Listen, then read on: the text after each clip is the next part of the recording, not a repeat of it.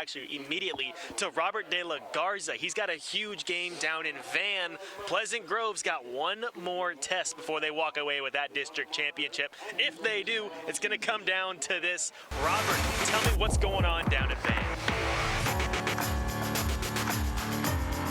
Dan, Jimmy, I mean, these are just two programs that just know how to win. I mean, they have a history of just going to the playoffs time and time again. We're talking about Pleasant Grove. They've been to the playoffs under Coach Josh Gibson. They've never missed a playoffs. And for the Vandals, they've been going to the playoffs 17 out of the last 18 years. I'm just missing one time out of those 17 seasons. I had the chance to sit down with both of these teams ahead of this playoff-like game.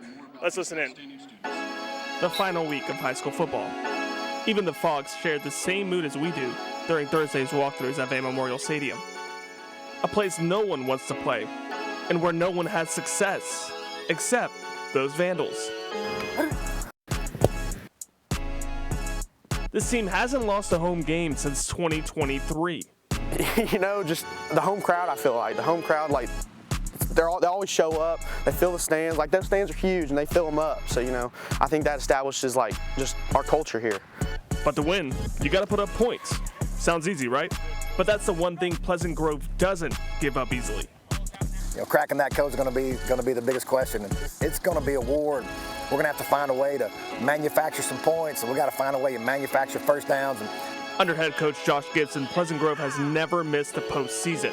11 straight years, 2 chips, and 3 state title appearances. I think our culture is our secret sauce. I mean, that's where the consistency comes from. This year, it's the defense that's been the difference, allowing an average of just 9 points per game. It's one of the best in state. They were last year, and they're back again and having a lot of success, and that's a tribute to those guys and then our defensive staff. Pleasant Grove brings a senior-heavy roster into this one with lots of experience. While Van's a bit younger, but the Vandals have experience where it counts, in the trenches. They have big guys on the O-line and physicality, and then their defense, they just play so hard. And so I think the name of the game is if you don't match that and you don't go in there and give everything you have, and we don't play in a full tilt manner, they're going to get after us. 2 programs that just, well, win. They train hard, coach with intensity, and play every down. Nothing flashy about them. And these guys have to play together. And, you know, typically when we can do those things, we can hang around, be in games with good football teams and put yourself in a position to have a chance to win the game. And yeah, I just think iron sharpens iron, and so you go up against great teams, they make you better. Our kid's going to have to be ready to go each and every play and play a complete game. And a huge test for both sides. A win for either of these teams puts a big chip on their shoulders before heading into the new season, the postseason.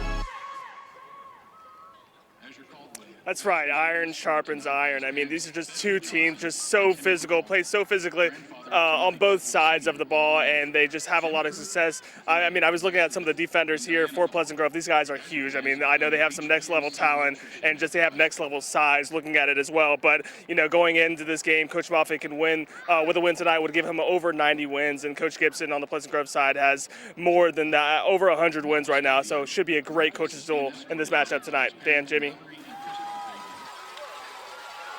You know, one of the big things that separates good teams and great teams is the head coaches that stick around. They have consistency. 2 of some of the best in the state of Texas. Forget East Texas. The state of Texas, 2 top 15 teams right there in Van and Pleasant Grove. Dan, we talk about the top 15 all the time. Yes, Tell me sir. about the bigger schools in this last week of the season. For sure, yeah. It's the last Fab 15 here of the regular season. That number 1, do I even have to say? It's Carthage. Kilgore's number 2. Texas High number 3. There's Pleasant Grove at number 4 in the top 5. Lindale at number 5.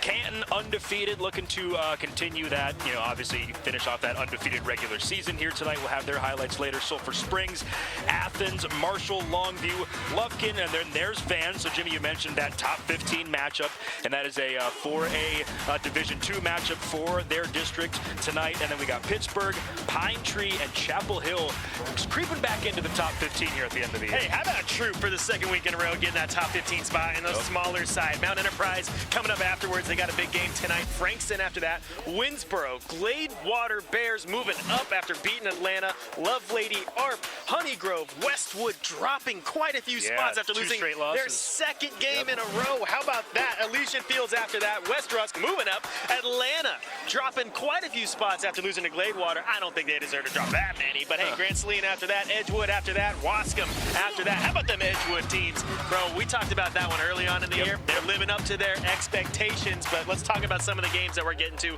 across the region. Yeah, absolutely. Like you said, we were in Edgewood at the very beginning of the season. I'm surprised to see Westwood drop as much. I mean, 2 straight losses is what it is, but I mean, they have to. You have to. After seeing them at the top all year, it just looks weird. All right, but let's talk